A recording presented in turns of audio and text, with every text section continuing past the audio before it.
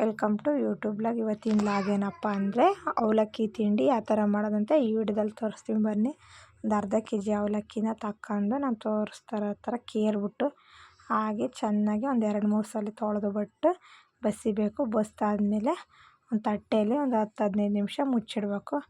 ಮುಚ್ಚಿಟ್ಟಿದ್ದಾದಮೇಲೆ ಅವಲಕ್ಕಿ ಅಳ್ಕೆನುತ್ತೆ ಈ ಥರ.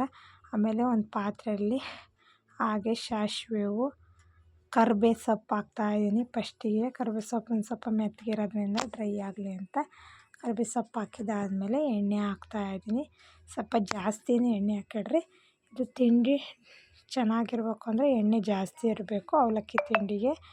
ಹಾಗೆ ಅದಾದಮೇಲೆ ಸಾಸಿವೆ ಹಾಕ್ತಾಯಿದ್ದೀನಿ. ಸಾಸಿವೆ ಎಲ್ಲ ಆದಮೇಲೆ ಚೆನ್ನಾಗಿ ಎಣ್ಣೆ ಕಾಯ್ತಾ ಅಂತ ನೋಡ್ತಾಯಿದ್ದೀನಿ. ಎಣ್ಣೆ ಕಾದಾದಮೇಲೆ ಉದ್ದಿನಬೇಳೆ ಹಾಕ್ತಾಯಿದ್ದೀನಿ.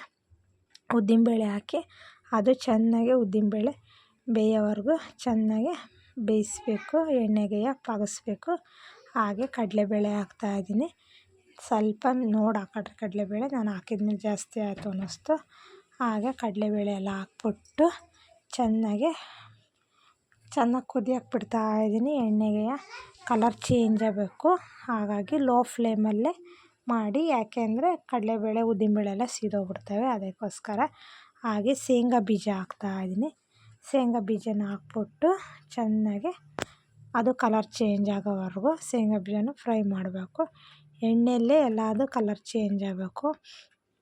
ಶೇಂಗಾ ಬೀಜ ಎಲ್ಲ ಹಾಕಿದ್ಮೇಲೆ ಮತ್ತೆ ಅದು ಇನ್ನೊಂದು ಸ್ವಲ್ಪ ಹೊತ್ತು ಫ್ರೈ ಮಾಡಿಬಿಟ್ಟು ಎಣ್ಣೆ ಚೆನ್ನಾಗಿ ಕಾಯಕ್ಕೆ ಬಿಡ್ತಾಯಿದ್ದೀನಿ. ಹಾಗೆ ಕಲರ್ ಚೇಂಜ್ ಆಗೋವರೆಗೂ ಅದಕ್ಕೆ ಜೀರಿಗೆ ಹಾಕ್ತಾಯಿದ್ದೀನಿ. ಜೀರಿಗೆ ಎಲ್ಲ ಹಾಕಿದಾದ್ಮೇಲೆ ಮತ್ತೆ ಒಂದು ಸಲ ಪಾಗಿಸ್ತಾಯಿದ್ದೀನಿ. ಅಲ್ಲಿವರೆಗೂ ಕಡಲೆಬೇಳೆ ಚೆನ್ನಾಗಿ ಶೇಂಗಾ ಬೀಜ ಉದ್ದಿನಬೇಳೆ ಎಲ್ಲ ಬೇಯ್ತಾಯಿದೆ ನೋಡಿರಿ. ಕಲರ್ ಚೇಂಜ್ ಆಯಿತು. ಈಗ ಕಲರ್ ಚೇಂಜ್ ಆದಮೇಲೆ ಹಸಿಮೆಣ್ಸಿನ್ಕಾಯಿ ಹಾಕ್ತಾಯಿದ್ದೀನಿ. ನಾನು ಒಣಮೆಣ್ಸಿನ್ಕಾಯಿ ಹಸಿಮೆಣ್ಸಿನ್ಕಾಯಿ 2 ಯೂಸ್ ಮಾಡೀನಿ. ಯಾಕೆ ಅಂದರೆ ಅವಲಕ್ಕಿ ತಿಂಡಿಗೆ ಒಣಮೆಣ್ಸಿನ್ಕಾಯಿಗೆ ಮಾಡಿರೋ ಟೇಸ್ಟ್ ಇರುತ್ತೆ. ನಾನು ಹಸಿಮೆಣ್ಸಿನ್ಕಾಯಿ ಒಣಮೆಣ್ಸಿನ್ಕಾಯಿ ಹಾಕಿದ್ರೆ ಇನ್ನೂ ಚೆನ್ನಾಗಿ ಟೇಸ್ಟ್ ಇರುತ್ತೆ ಅಂತ ಹಸಿಮೆಣ್ಸಿನ್ಕಾಯಿ ಒಣಮೆಣ್ಸಿನ್ಕಾಯಿ 2 ಹಾಕೀನಿ. ಹಾಗೆ ಈರುಳ್ಳಿ ಹೆಚ್ಚಿದ್ದೆ ಉದ್ದುದಕ್ಕೆ. ಹಾಗೆ ಈರುಳ್ಳಿ ಹಾಕ್ತಾಯಿದ್ದೀನಿ. ಈರುಳ್ಳಿ ಹಾಕ್ಬಿಟ್ಟು ಚೆನ್ನಾಗಿ ಪಾಗಿಸ್ತಾಯಿದ್ದೀನಿ. ಈರುಳ್ಳಿ ಎಲ್ಲ ಕಲರ್ ಚೇಂಜ್ ಆದಮೇಲೆ ಸ್ವಲ್ಪ ಆಮೇಲೆ ಟೊಮಟೊ ಹಣ್ಣು ಹಾಕ್ತಾಯಿದ್ದೀನಿ. ಟೊಮಟೊ ಹಣ್ಣೆಲ್ಲ ಹಾಕ್ಬಿಟ್ಟು ಮತ್ತೆ ಚೆನ್ನಾಗಿ ಮಿಕ್ಸ್ ಮಾಡಿ ರುಚಿಗೆ ತಕ್ಕಷ್ಟು ಉಪ್ಪು ಹಾಕ್ತಾಯಿದ್ದೀನಿ. ಅವಲಕ್ಕಿಗೆ ಉಪ್ಪು ಹಾಕ್ಬಿಟ್ಟು ಮತ್ತೆ ಮಿಕ್ಸ್ ಮಾಡ್ತಾಯಿದ್ದೀನಿ. ಅವಲಕ್ಕಿಗೆ ಉಪ್ಪು ಹಾಕ್ತಾಯಿದ್ದೀನಿ ತಿಂಡಿಗೆ. ಹಾಗೆ ಉಪ್ಪೆಲ್ಲ ಹಾಕಿದಾದ್ಮೇಲೆ ಹಾಗೆ ನಿಂಬೆಹಣ್ಣು ಹೋಳಿಟ್ಕೊಂಡಿದ್ದೆ, ನಿಂಬೆಹಣ್ಣು ಇಡ್ತಾಯಿದ್ದೀನಿ. ಇದಕ್ಕೆ ನೀರೇನು ಮುಟ್ಟಿಸ್ಬಾರ್ದು, ಇಲ್ಲ ಹುಣಸೆ ಹುಳಿ ಇಲ್ಲ ನಿಂಬೆಹಣ್ಣು ಎರಡರಕ್ಕೊಂದು ಯಾವ್ದಾರ ಒಂದು ಹಿಂಡ್ರಿ. ನಿಂಬೆಹಣ್ಣು ಹಾಕಿ ಇವಾಗಲೇ ಹಿಂಡ್ತೀನಿ ಅಂದರೆ ಚೆನ್ನಾಗಿ ಬೇಯ್ತದೆ. ನೀರಂಶ ಎಲ್ಲ ಇರುತ್ತಲ್ಲ ನಿಂಬೆಹಣ್ಣಾಗೆ, ಹಾಗಾಗಿ ಎಲ್ಲ ಡ್ರೈ ಆಗಲಿ ಚೆನ್ನಾಗಿ ಅಂತ ಅಂದು ಮುಂಚೆನೇ ನಿಂಬೆಹಣ್ಣು ಇಡ್ತಾಯಿದ್ದೀನಿ. ನಿಂಬೆಹಣ್ಣು ಹಿಂಡಿದ್ಮೇಲೆ ಚೆನ್ನಾಗಿ ಪಾಗಿಸ್ತಾಯಿದ್ದೀನಿ. ಟೊಮೆಟೊ ಹಣ್ಣು, ಮೆಣಸಿನ್ಕಾಯಿ, ಈರುಳ್ಳಿ ಎಲ್ಲ ಚೆನ್ನಾಗಿ ಬೇಯಬೇಕು. ಅಲ್ಲೇ ತನಕ ಚೆನ್ನಾಗಿ ಬೇಯಲಿ ಅಂತ ಸ್ವಲ್ಪ ಹೊತ್ತು ಬಿಡ್ತಾಯಿದ್ದೀನಿ. ನೋಡಿರಿ ಹೊಗೆ ಯಾವ ಥರ ಹೊಳ್ತಾಯಿದೆ ಅಂತ. ನಮ್ಮನೇಲಿ ಒಂದು ಸ್ವಲ್ಪ ಗ್ಯಾಸಲ್ಲಿ ನಾನು ಲೋ ಫ್ಲೇಮಲ್ಲೇ ಜಾಸ್ತಿ ಮಾಡೋದು, ಹಾಗಾಗಿ ಟೈಮ್ ಭಾಳ ತಗೊತತೆ. ಹೈ ಫ್ಲೇಮು ಮಾಡಿದರೆ ಗಡ ಗಡ ಮಾಡಬೇಕು, ಹಾಗಾಗಿ ಸ್ವಲ್ಪ ಚೆನ್ನಾಗಿ ಬೆಂದಷ್ಟು ರುಚಿ ಜಾಸ್ತಿ ಎಲ್ಲದು, ಹಾಗಾಗಿ ನಾನು ಲೋ ಫ್ಲೇಮಲ್ಲೇ ಮಾಡ್ತಿದ್ದೀನಿ. ಹಾಗೆ ನಿಂಬೆಹಣ್ಣು ಕಮ್ಮಿ ಆಯಿತು ಅನಿಸುತ್ತೆ, ಒಂದ್ರಾಗ ಹುಳಿ ಬರಲಿಲ್ಲ ಅಂತಂದು ಮತ್ತೆ ಒಂದು ನಿಂಬೆಹಣ್ಣು ಹೋಳು ತಗೊಂಡು ಮತ್ತೆ ನಿಂಬೆಹಣ್ಣು ಹಿಂಡ್ತಾಯಿದ್ದೀನಿ. ಹಾಗೆ ನಿಂಬೆಹಣ್ಣೆಲ್ಲ ಹಿಂಡಿ ಚೆನ್ನಾಗಿ ಹಿಂಡಬೇಕು. ರಸ ಎಲ್ಲ ನಿಂಬೆಹಣ್ಣಿನ ರಸಕ್ಕೆ ಅವಲಕ್ಕಿ ತಿಂಡಿ ಭಾರಿ ಟೇಸ್ಟಾಗಿರ್ತದೆ. ಅದಕ್ಕೋಸ್ಕರ ನಿಂಬೆಹಣ್ಣು ಹಿಂಡ್ತಾಯಿದ್ದೀನಿ.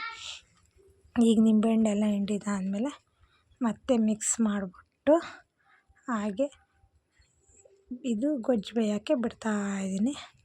ನೋಡಿರಿ ಇದಕ್ಕೀಗಲೇ ಹಾಗೆ ಸ್ವಲ್ಪ ಕಾಯಿ ಹಾಕ್ತಾಯಿದ್ದೀನಿ. ನೋಡಿ ಬೆಂದಾಯ್ತು. ಈಗ ಕಾಯೆಲ್ಲ ಹಾಕ್ಬಿಟ್ಟು ಮತ್ತೆ ಮಿಕ್ಸ್ ಮಾಡ್ತಾಯಿದ್ದೀನಿ. ಕಾಯಿ ಅವಲಕ್ಕಿ ಹಾಕಿದ್ಮೇಲೆ ಕಾಯಿ ಹಾಕ್ತಾರೆ ಒಬ್ಬರು, ನಾವು ಇದೇ ಥರನೇ ಮಾಡೋದು. ಕಾಯಿ ಹಾಕಿದ್ಮೇಲೆ ಹಾಗೆ ಅರಶಿನ ಪುಡಿ ಹಾಕ್ಬಿಟ್ಟು ಮತ್ತೆ ಮಿಕ್ಸ್ ಮಾಡ್ತಾಯಿದ್ದೀನಿ. ಮಿಕ್ಸ್ ಎಲ್ಲ ಆದಮೇಲೆ ಅರಶಿನ ಪುಡಿ ಹಾಕಿಡ್ರಿ. ಜಾಸ್ತಿ ಆದರೆ ಅರಶಿನ ತಿಂಡಿ ಟೇಸ್ಟ್ ಕೊಡೋಲ್ಲ, ಅದಕ್ಕೋಸ್ಕರ ಹಾಗೆ ಅರಶಿನ ಎಲ್ಲ ಹಾಕ್ಬಿಟ್ಟು ಮತ್ತೆ ಮಿಕ್ಸ್ ಮಾಡ್ತಾಯಿದ್ದೀನಿ ಗೊಜ್ಜ.